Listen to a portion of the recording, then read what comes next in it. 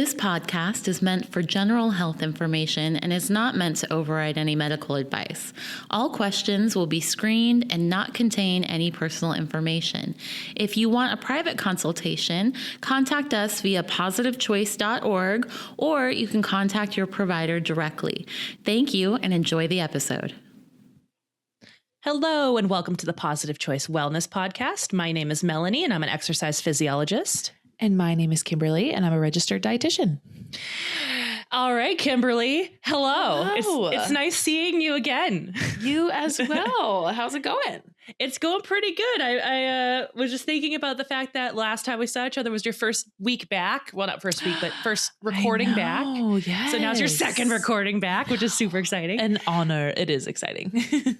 But what brings you joy today, Kimberly? Yes. Okay. What brings me joy is my sister recently moved in next door. No, not next door. She's my neighbor. She's probably 5 or 6 doors down from me. It's next door. It's the same thing. Next door. We haven't lived next to each other or near each other in probably 15 years. So it's very exciting. Oh, and that is super cool. Yeah. It sort of feels like we're at camp or something, but yeah, but it's been fun. She's brought me cookies. So, see, there you go. That's the perfect reason to have your sister, quote unquote, next door. Bring you cookies all the time. It's a blast. I'm like, bring me cookies and watch my children. No. Thank you. Exactly. But what about you? What's bringing you joy? So I am going on a trip to Italy pretty soon here. Oh my gosh, that's right. I know it's coming up. By the time we're airing this podcast episode, actually, I will be in Italy. So that'll be exciting. Oh my gosh. I know. So it's quite exciting. I'm quite ready for it and planning everything out, all the places I want to go, which is basically the entire country. We're doing the highlight reel of every popular destination in Italy, with exception to, Sicily. I think that's the only place we're not going. Okay. But everywhere else, we're hitting it. We're going. So you're gonna have to tell us all about the food and all about the sites. I want to know it all. I'm going to bring back so much flour. It's going to be so great. And like one of my friends is like, bring me back a wheel of cheese. I'm like, yeah, that's cool. Do it. Like, let's do it. So yeah, that's awesome. I'm excited. It's going to be fun. And yeah, it's coming up. It's like almost a little over 2 weeks away. So that's why I'm like, before you know it, that'll be so fun. Oh my gosh. Good for you guys. That'll be a blast. I'm excited. But yeah, so unlike this particular aspect of our conversation, though, we're not talking about Italy anymore, or flour for that matter. Well, maybe we're talking about flour. Potentially.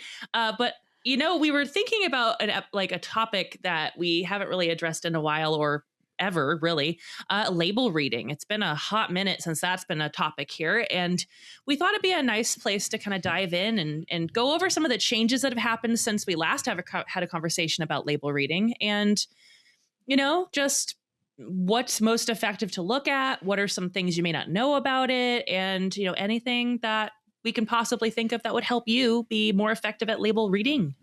Yeah, absolutely. Because the label is a lot. There's a lot to break down there. A lot to think about.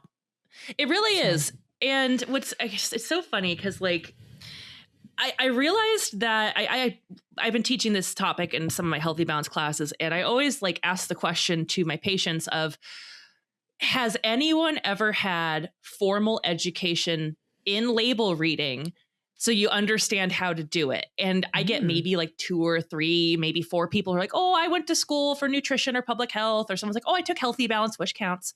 But other than that, we go by vibes, man. Yeah, that's so true. That's such a good question that you ask, because honestly, I think that I don't know, sometimes we think we know or whatever, but who's received actual formal education on it? That's really interesting. Yeah. And that's partially why I wanted to bring that up, because I like to bring up my mother now, because she is one of those vibes kind of peoples. And I remember I was driving home from Fresno State and I was chatting with her on the phone in the car, safely, of course. And while I was driving, she was telling me about what she was making for dinner. And she's like, oh, and I got these tortillas and they only have 2 grams of fat. And then I sat there And like, I don't know what to do with this information, because at this point I was already in my degree of kinesiology. So I was already fully like on board going that direction. So I had a background with nutrition at this point. Mhm. And just hearing that 2 grams of fat, completely no context, you don't know what anything is else about this food item. It doesn't make any sense. Yeah, that's true. That's and true. she said 2 is good. And I was like, says who? I don't know what is the tortilla like teeny tiny? Like how big is it? I don't know. Yeah. And the reality is she was seeing a small number and it was a 2 and her brain went, small, 2, good. Yeah. And that was the logic. And I think it's really reflective of probably how a lot of people read labels, which is they see a number that seems small or feels right. And they're like, I vibe. This is good. All right. I think you're right. Gosh, that's such a good way to break it down, because you're right. It's often like small numbers equals healthier food or something, right? Like we're like, that is good. You're right. Less is more type of thing. Okay. And it's not always the case. No. And like, this is where it's important to kind of dive into what's important to know and what really matters. And I don't know, where do you like to start when you talk about label reading with your classes? What's one part of it that you focus on first typically? Yeah, it's so funny you ask, because I was teaching this in my class this morning, and it's so just me too. Nice. Okay, good. It's fresh. Yeah, it's in there. I always like to start with the ingredients list. To me, it's the most important part. You're stealing my heart, Kimberly. Is that perfect? Yes. Right, we're in sync. That's yes. Yeah, to me, it's the most important part, because I always tell my patients, like, if it's, I don't care if all the numbers on that label are beautiful. If that ingredients list takes up half a page and is like, full of things that you don't keep in your pantry, or you have no idea what they are, or you can't pronounce them or whatever, it's like, I don't care that the numbers are pretty, if all that stuff is in there that I don't know what it is. So that's usually where I begin. I love that you do too. Yes, I do like to look at it. Actually, it says a lot about our food, and it's mostly just because maybe I'm a cynic. I don't know, but it's what's challenging that we face is a lot of people put blind faith into companies that they're making a product that's quality for them, right? We put a lot of blind faith into these companies because they're creating our food. And it's understandable that we would just go, oh yeah, this must be good. But the thing that we have to remember, which is frustrating to have to say, is marketing is a thing. And not just the packaging, but the nutrition facts panel where all those numbers live are also a part of marketing. And that's where this gets kind of weird. And that's why I like to look at ingredients list first, because the first thing we see is the outside of the product, which is like, ooh, it's so nice looking. They put the buzzwords on there. Oh, it's gluten-free, or it's non-GMO, or all natural, or it's vegan, or like insert whatever they want to write on the outside of this product. And so we're like, oh, cool, buzzwords, great. Like, those are the things that we tend to be drawn to, is what, oh, I am looking for low sodium. Awesome. Then after that, you have like the images that make things look nice. The packaging usually has those pretty pictures. They want you to buy the product. So they're going to make it colorful and pretty. And especially if it's quote unquote natural, they're going to make it like bamboo font and like, earthy. Nice. Yeah. Then we flip it over and look at the numbers. And that's where a lot of people go first. Like, oh, I look for the calories or the fat or the sodium or the this or the that. And that's great. But there are policies in place where if certain things are under a certain amount, they can be listed as 0. And that means, which we don't always realize, the manufacturer has full control over what the serving size of their product is. They have 100% control over that. It's not deemed by the FDA or anything like that. So if a product has too much of something, what they do is they reduce the portion size to make that number look nicer. And it's misleading because they might be able to round down on certain things when it's actually not truly the case. And so they try to make the numbers look as pretty as possible for you to buy that product. Yes. And I love that you're pointing that out, because this is literally like they study human psychology, right? And how our brains work and like what's going to make us grab this thing. And then they even study like where our eyes flow, on the packaging and all that. So it's saying all that, it's actually kind of freaky, I feel like. Yeah. But But you're right. I mean, like it's all a marketing strategy, even down to the label, and manipulating the serving size is so interesting to me. And I think that's something that a lot of people don't realize is that serving size is not a recommendation of how much to have. That's often what we think, right? Oftentimes it's just a reflection of how much the average person consumes of this product. It's not like this is how much you should have type of thing. So there is a distinction there, but yeah, it's interesting how they manipulate to gain favor, you know? Yeah. And like, obviously there was an overhaul with the labels a few years ago where they like made the portion sizes reflective and more realistic, which was nicer, Quote, you unquote, know, quote unquote, because like, okay, like, yeah, people don't do a half a cup of ice cream. They usually do about 2/3 of a cup. That's a little bit more realistic, but exactly.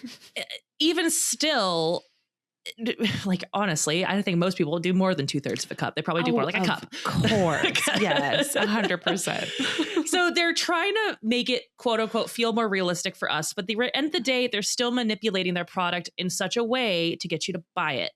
And that's where it gets really frustrating because we like to believe that they're putting out a good product for us. I understand the desire to want to believe that. And reality is not always the case, you know, and that's why the ingredients list to me and to you, I'm sure, is the most important place to really look. Like it's obviously calories first. Will this even work?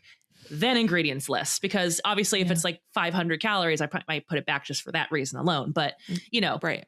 Yeah. Figuring out that stuff. Copious amounts. Totally. But yeah, you're right. It's like the ingredients list is almost one of the few places where there's like not some weird loophole. Yes. Where there's honesty, where they actually have to put what's in it and they can't cover it up or soften it or whatever. Right. So yeah. And I agree. With ingredients lists, obviously, you mentioned a few things when you were talking about it earlier, like the length of the ingredients list is usually a good indicator of what your food is. And it's this problem we have with a lot of stuff in our food industry, which is where we eat a lot of food-like products, where it's things that behave like food, but they're not really something you would keep in your pantry and eat like food. So putting it all together, it creates a food-like product that we consume. And I mean, I can't say brand names, but I can think of quite a few things that we consume regularly that are food-like and not really food. Yes. Oh my gosh. And what a good way to say it too. Food-like, you know, tastes like food, smells like food, eats like food. Yeah. But isn't actually food. That's yeah. And so like, I talk about this in regards to like processed foods, right? Because the word processed has been big. It's a big buzzword right now. And we had a whole episode on processed foods. And just to be clear, to reiterate this, processing by default is just an umbrella term. We really want to focus more on ultra processed foods because like processed foods is just human intervention in the process of getting your food. So like chicken breast from a chicken. You didn't kill the chicken. You didn't cut the breast meat off the chicken. Someone did it for you. And then they put it in the store and that was quote unquote processed. Or like baby carrots, you know? Yeah, like baby carrots, which are ground up large carrots to make them really tiny. If you didn't know, that's what baby carrots are. Yeah. For the audience, not you, you knew that. But the other thing that's, you know, it's, I guess the confusion around processing is really just how much human intervention was there for our food. And usually the ingredients list and the fact that it even has a label is indicative of processing for the most part. Not always, but for the most part. Because human intervention can make something that used to be one thing a completely different thing. I think of like those plant-based like beef alternatives that they sell that are supposed to be kind of like ground beef, but they're not. And they behave like it. They look like it. They taste like it. Ultra processed, right? Super ultra processed, because that's where we get into food like territory, because there's real ingredients there mixed with a lot of other stuff to make it behave like a food. Like a food. Yeah, exactly. Right. Exactly. And to your point here, I usually start like when I'm telling people about the label is in a perfect world, we're eating more foods that don't even come with the labels on them, right? Which is something that you already mentioned, the foods that don't come with them. So the label is a giveaway that it's something that is verging more towards the ultra processed side, usually. Exactly. Yeah. And That's usually your first clue. But obviously we have to buy things that have labels from time to time, or maybe you're in a rush, you know, like, okay, I'll buy pre-made salad dressing or whatever. Cause I don't know a lot of people who just make their own salad dressing. Yeah. I do, but I'm weird. Me too. But I'm also weird. Yeah. I mean, it comes to the territory of what we do for a living, but not everyone does that. Not hard to do, by the way, just to let really people know that. Yeah. But what is interesting is once we get into the label portion of it with the ingredients list, that's where we get a really big clue in now. Length. So how many extra things are in this product? And I like to play the game of like, if you were to make this yourself, how many ingredients would you add? Oh, and that's usually a good way to justify like, this product, if I were to make it, would only have maybe 4 or 5 ingredients, and I'm seeing 25 ingredients. Wow. Yeah, that's good perspective. And then I know that sometimes it can get a little confusing because we've heard the whole, like, you know, if you asked your great grandmother what this thing was, would she know? Sometimes they use chemical terms for normal ingredients. Like I was talking about sodium bicarbonate versus baking soda. They're the same thing. Yes. But I've seen sodium bicarbonate listed on labels. And if you don't know by default, that's what the chemical name of baking soda is, you might go, it's a bad additive, but it's actually just baking soda. So it's okay that you may not understand every single word. They may not all be bad. You can always look them up if you're curious. It could be a learning experience for you. Yeah. But basically, if you don't know what it is, or your great grandmother wouldn't know what it was, then you probably would like to find something you do know what it is, right? Yes, yes. And that is a good kind of test to run it through. And if that's, I mean, for anyone who, you know, I don't know, feels like they want to utilize technology for that, I think there's even apps that you like can scan a barcode and it puts the ingredients list in like red, yellow, green, whatever colors to tell you like this one's good, this one's bad, you know. But yeah, the running it by your grandmother test, I like that one. Yeah. Now I'm curious, Kimberly, are there any like particular ingredients that you have people look out for if they're looking at an ingredients list? I do. We can really get into the weeds here, but weeds go. Weeds, yes. Okay, so a couple, like just to highlight, high fructose corn syrup, always consider that one a red flag. Anything hydrogenated, typically say that's a red flag as well. And then usually again, weeds here. And some of this take with a grain of salt because it's really hard to find products that don't have all these things, right? So a big one for me lately in my personal life is emulsifiers. So trying to get away from those. And when I can, trying to get away from the natural and artificial flavors too. But that's a hard one because it's in nearly everything. So yeah. And for clarification on those, like why the natural and artificial flavorings?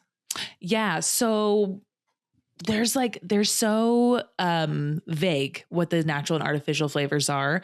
And I will say there's not a big difference between natural or artificial. They just the term that they use because ultimately it's just more chemicals they put in our food for more flavor. And when they use natural, they use that because they think we like that term as consumers. Yes, we do. Right? We do like that term. We like natural over artificial, but technically they can take a flavor or a chemical from anything deemed natural, right? Plant or animal, and do whatever they want to it and then throw it in our food and call it natural flavoring. So there's a lot of manipulation, I guess, that goes on with those things. So they're just processed chemicals, extra stuff we don't need. Yeah. Yeah. And I did know that. So I feel very like, thank you. Yeah. Now, the other thing I don't like to do dyes. I'm not a big fan of dyes. Yes. Yep. Good one to mention. Totally. Yeah. Cause those are chemicals. Those usually metallic. Some people actually who have aluminum allergies can't even have dyes because they're based in aluminum. Oh my. And because I know someone who couldn't do red dyes specifically because of the aluminum content of red dyes. And so it's not unheard of for people to have allergies specifically to dyes. And that's why I usually try to go for all natural colors. Like they use beet juice or spinach or carrots or things that are like natural for sweetening, that it literally says carrot juice for color or turmeric for color. Yes. And I'm like, oh, cool. Real things. I like that. Yes. Just because I'd rather do a real thing versus a dye. Agreed. Totally agree. And then I'm also kind of my soapbox I'm gonna stand on top of for a second. Let me put that soapbox down. But palm oil, not a big fan. Good one. because it's not so much that palm oil is inherently like this horrible thing that we're consuming. It isn't everything though. Yes. But it is a saturated fat. So that's one thing to consider. It's, you know, up there like with butter. So it's a saturated fat. It's not an ideal long-term. And then the other thing that's really problematic is they have to deforest rainforests to get it. Okay. I feel like now that you're saying this is ringing bells. Or maybe, did you say, like, maybe you brought this to a meeting at some point? I feel like you've shown research on this. Yeah, that's fascinating. No, you were on maternity leave, so you wouldn't have seen that one. So never mind. So it's like I did a whole presentation on AI and rainforests and stuff like that. But well, not rainforest, but water consumption. But yeah, the thing that it's just, I mean, I want to protect the planet. That's just my own personal thoughts on that. So, but even if that wasn't your concern, it would still be the fact that it's a saturated fat and it's still not ideal to be consuming that in excess because it's just not good for us. Yeah. Obviously the hydrogenated oil is problematic because that's not great for us either. I also don't like high fructose corn syrup. Personally would prefer things that are less processed, and high fructose corn syrup is definitely processed. Right. So if I'm going to do anything sweet, it's going to be naturally occurring, real sugar kind of stuff. Even though sugar is not a health food, I'd rather do real over not. Agreed. Yeah. And still, bearing in mind, sugar is sugar. I'd rather it be real. Yeah, exactly. Like if I'm going to buy ketchup, I'm fully aware ketchup's full of sugar, but I'm going to buy the stuff with the natural sugar, not with high fructose corn syrup. 100%. And yeah, I'm trying to think of anything else that I particularly look for on labels. I mean, yeah, the shorter the list, the more natural the ingredients. Oh, I know what I was going to say. Enriched flours. I try to avoid those. Yes. Gosh, you're hitting on some really good ones. Yes. Because enriched, people don't often know. Well, here, sorry, you tell us why. Why do you watch out for enriched? Okay, dietitian, I will tell you. No, it's so the word enrich sounds really nice. I think a lot of us go, ooh, I want to enrich my life. It's like, yes, you do, don't you? And in that context, sure, enrich your life. It's great. Enriched flour, not going to enrich your life. That's the opposite. So basically what happens is when we're making white flours, they either bleach them or they don't, but they're processing them in such a way that it strips away all of the nutrition. Like all of the good things about that flour are gone. And then that, like back in the 50s, I noticed people are having deficiencies in some of these minerals and vitamins that they were not getting anymore from grains because of being stripped away for white flour. So companies started adding it back. So they'd still create the white flour, strip away the nutrition. Then it's basically sprinkle in that vitamin back in there. And then they give it to us where that's where enrichment is. They're adding back something they removed in the first place. Yes. Yep. I always say that. I always say something along the lines of enriched is basically a key, like a red flag term for me that should tell you it's been processed so much. They lost stuff and threw it back in. And when I look at like, let's say like whole wheat breads, usually 100% is a good clue in if it's actually whole wheat, because if it doesn't say 100%, they can still add white flour to that. And a lot of times they do. I was looking for pitas the other day and I found some pitas that said whole wheat and I flipped it over and the first ingredient, enriched flour. And the second ingredient was then whole wheat flour, but you don't know it's by volume or by weight. Sorry. So you don't know how much of what was added. It just know that enriched was first. So it's heavier. There's more of it. Right. Yeah. And that's their little legal loophole where they can call something whole wheat when it's not actually whole wheat. Wow. That's such a good, again, note for us to know though, or try to remember is don't just take it for granted the way it's labeled to you on the front. Cause again, there's some manipulation there where they can claim whole because sure, whole wheat is a part of it, but it's not the first part of it. Right. And the same concept with like multigrain versus whole grain. Yes. Yes. This came up in my class this morning. Yeah. Multigrain sounds so good, doesn't it? Multiple grains. Yes, like, oh boy. All the grains. And it can be less than 2% of that product as long as there's multiple of them. It doesn't matter. Yeah. And like whole grain is going to have whole grains in it. It's going to be very clear. So that's their little trickery that they spring upon us where they make something sound appealing when in fact it's just white bread with some grains. Yeah. Yeah. I know. The things they do, it's so interesting and it's so... I mean, don't get me wrong. I'm not a perfect label reader. I still to this day, having been a dietitian for, I don't even know, I think I've hit 10 years now. It's not rare for me to just buy something and then come home and be like, oh, I didn't check the label on this one and read it. You know, it's just I've so done interesting. that too. It happens. And then it's like that curiosity while you're standing in your kitchen because you already brought it home. You're like, oh yeah, I should probably look at this. You're like, oh man, dang it. And it's rats. like, I've thrown out quite a few things after I looked at it later. Yes. I did that the other day. Like I was finding these like weird flavored chips and I was just like, oh, I want to buy one just to try it. And like I personally, just a personal thing, I don't particularly enjoy artificial sweeteners. I don't really particularly enjoy those. Me too. Not say you can't have them necessarily, but if I just don't like the taste of them. And I bought these chips that were like crawdad flavor, and you wouldn't think that they'd put a sweetener in it, but when I flipped it over, it had aspartame in it. That is surprising. I know. And Wow. like, I was like, I'm buying a chip. I'm not going to be reading too heavily into the ingredients here. It's a chip. But then I looked at the ingredients and so they're sitting in my pantry waiting for some schmuck to eat them. It's not me. Brush them out for some guests. Next time Pretty much. So yeah, like gosh, that was what was really frustrating is I spent money on it, didn't read the label, get home, read the label. I'm like, man, I wish I read it in the store. Like I blindly accepted this was something that I probably could bring home. Like I knew it wasn't going to be healthy. Yes. But I have my convictions. So I'm more like, well, that can live in my pantry because I don't like that. So, Okay, that makes me feel better that I'm not the only one that does that. It's so funny. Sometimes we catch ourselves and we're like, wait, why didn't I follow through with this at the store? And then I just own it. I'm like, well, that was my money. And I did that to myself because I was not doing my due diligence. Exactly. I'm like, that's my punishment. It just sits there and takes up space in the cabinet. Reminds you of your failures. Yeah. Look at you. Exactly. Now, the thing that I'll mention when we talk about reading the ingredients list, we've spent a lot of time talking about this, but I want to be very clear. It does not take that long to do. It should not take a good few minutes of scanning the whole list unless you have bad vision and it's really tiny. But it's quick for me. It's real quick. So it's like calories, flip. Then I look like, okay, do I see buzzwords that I know I don't want? Enriched? Do I see hydrogenated? Do I see high fructose corn syrup? Do I see flavors? Like I look real fast and see if I catch any of those words and also the length. If the length is short enough, you have more time to read it. If it's really long, might as well just put it back and find something else. That's usually my go-to of like, too much time. It's going to take me too long. Yes. And I feel like it's slightly easy to tell when you glance initially at that ingredients list because there's like commas separating the words. Usually the foods that we keep in our pantry are a little bit shorter, like boop, boop, boop, as far as like the titles. And then, but when it's like the chemicals they throw in there, it's a lot long, like a lot more of just verbiage. I don't know. So anyways, you're right. It does not take that long. To glance over. Because I know a lot of people probably like, that feels like a lot. It's like, yeah, it does, but it's not. It really isn't. It can be really fast. It can. And the more you do it, the faster you get too. Yeah, you get way faster at it.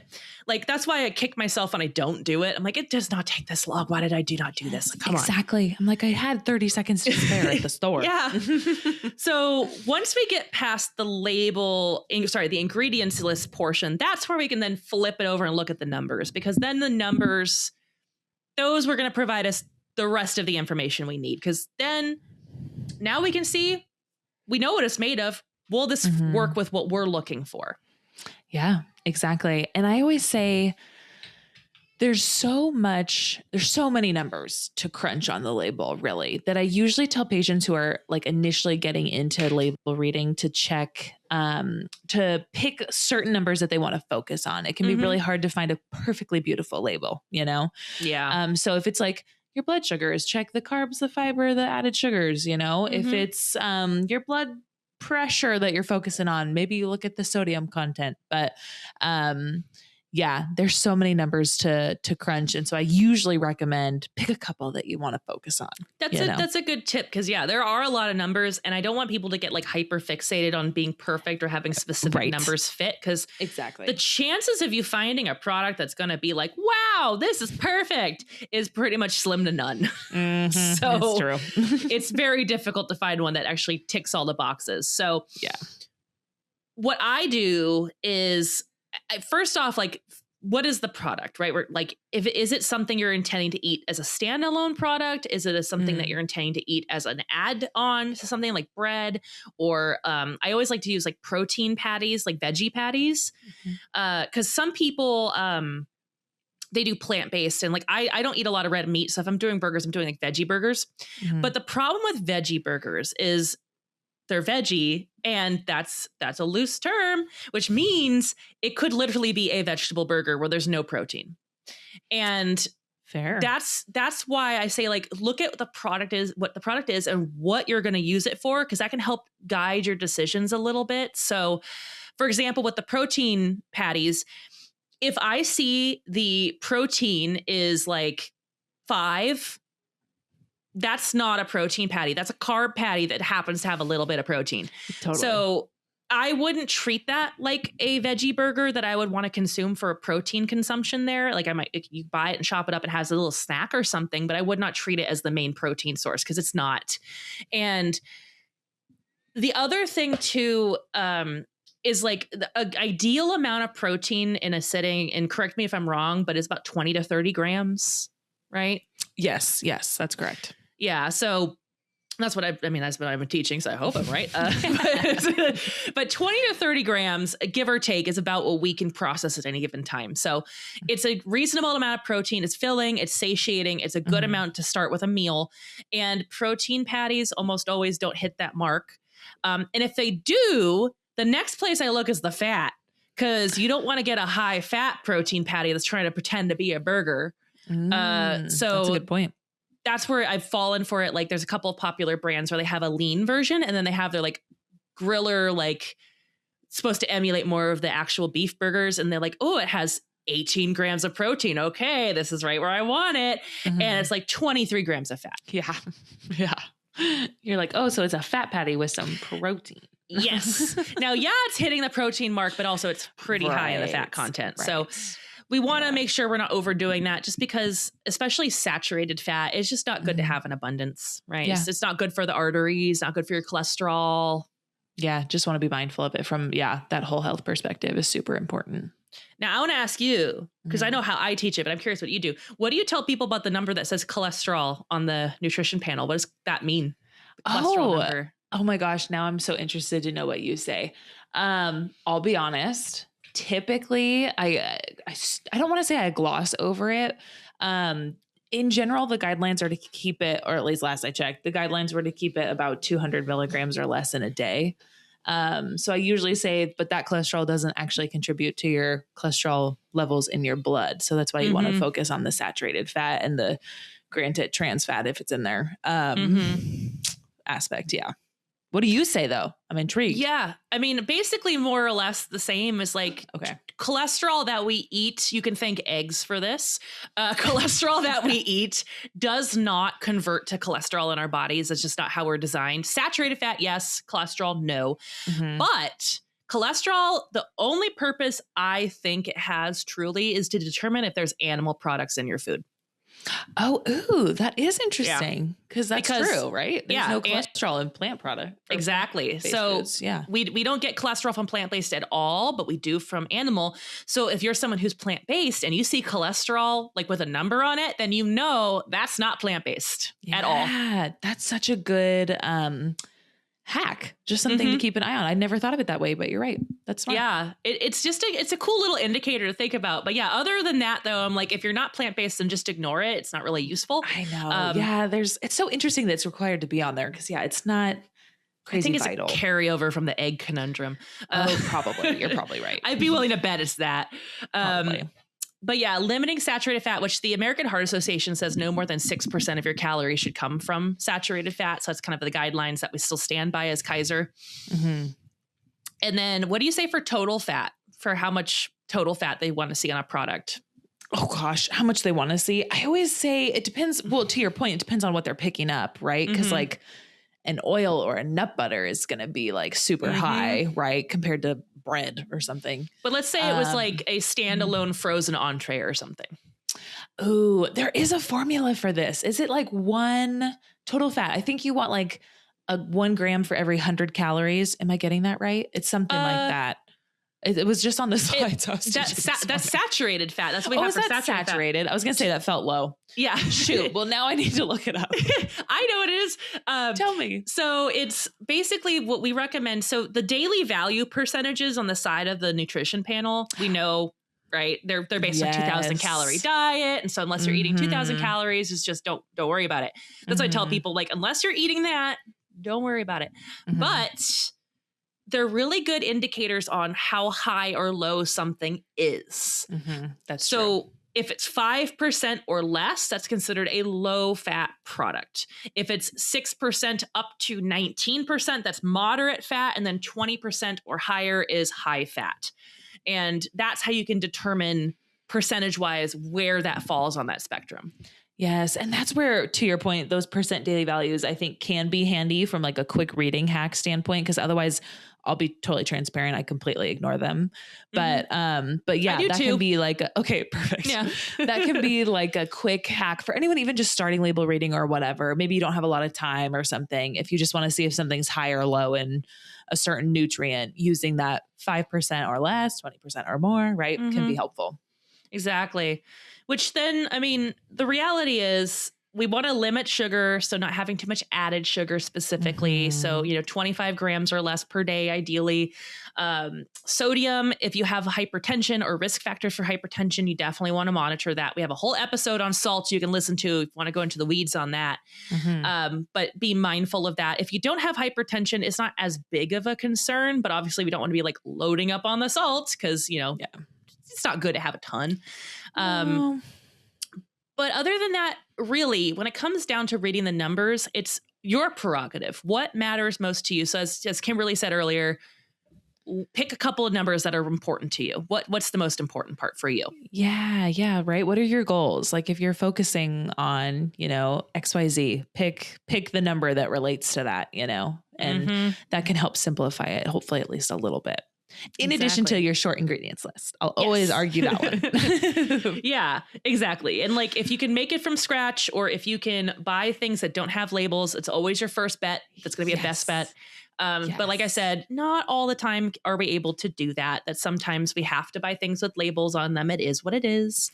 Yes. And you're not like a bad human being if you do buy convenience foods, because we all do it. I mean, I owned up to buying a bag of chips that are living in my pantry to shame me every time I look at them. That's just amazing. And hey, I still do it too, right? Like we all do. I mean, that's how life is currently. Like who has time to make chips in their house, Like exactly. We get some convenience foods to get by. But I think if you kind of follow that 80-20 rule, right? Like 80% of the time, try to be on your game, doing the right things. 20% wiggle room is totally fine. Yeah, exactly. And I'm all for it too. I like the 80-20 rule as well, because we're human beings. So as human beings, we've been exposed to these foods over the years. And I think of it this way as like, if you have eaten chocolate or sugar or junk food at any point in your life, and then you decide suddenly, I'm not ever going to eat these again, your life's going to be pretty miserable, to be completely honest, because you've already tasted it. You know what it tastes like. So now you know what you're missing out. I would argue someone who's never eaten those things probably will have a much better time. Yeah, that's true. That's true. Because I tell that in my classes too, that like food does actually bring us joy. It does add to our life and make us happy. We can't completely cut out all the fun stuff, because that not only sucks some joy from your life, but it also can make a spiral later, So we have to have some of that balance in there. And I'd be lying if I said I don't have, a little bit of chocolate a day. So you just got to be mindful, right? Like how can you have one piece instead of 2 or 3 bars? You know what I'm saying? My attitude about splurging, by the way, is if I'm going to splurge, I'm going to choose something that's good quality, that has good ingredients, that is good in terms of the type of foods that are in it. And it's not food like. Obviously, exceptions are made every now and again. I might drift into the other stuff. But like if I'm going to pick chocolate, I'm going to try to get the cleanest, tastiest, like best ingredients list chocolate I can find, because might as well get the good stuff, make it real. I love that. Don't waste your splurge. You make it a good one. That's good. Yeah. Make it count. Make it count. There you go. Yes. Enjoy your splurge. Exactly. But unfortunately, we no longer can talk about splurging. We have to end. It is that time. That one went really fast. I love talking about labels. I can talk about them all day. I spend so much time talking about like the ingredients list. It's hard to stop. It is. I mean, we could talk about it for a long time. Yeah, exactly. But I know you have things to do and I also have things to do. So we're going to have to wrap it up. But with that being said, I hope that everyone who's listening, make sure you like, share, subscribe. If you're watching on YouTube, feel free to comment below. But with that being said, until next time, everybody. Bye. Bye. Struggling to lose weight and keep it off? At the Positive Choice Integrative Wellness Center, our meal replacement program can help you take the guesswork out of weight loss. With support from medical providers, dietitians, and health educators, you'll use nutritionally complete meal replacements to lose weight safely and effectively. The best part? You're not doing it alone. Whether you want to lose 10 pounds or 100, our program is flexible, affordable, and focused on long-term success, not quick fixes. Take the first step towards lasting change. Visit positivechoice.org/meal replacements to learn more and get started today.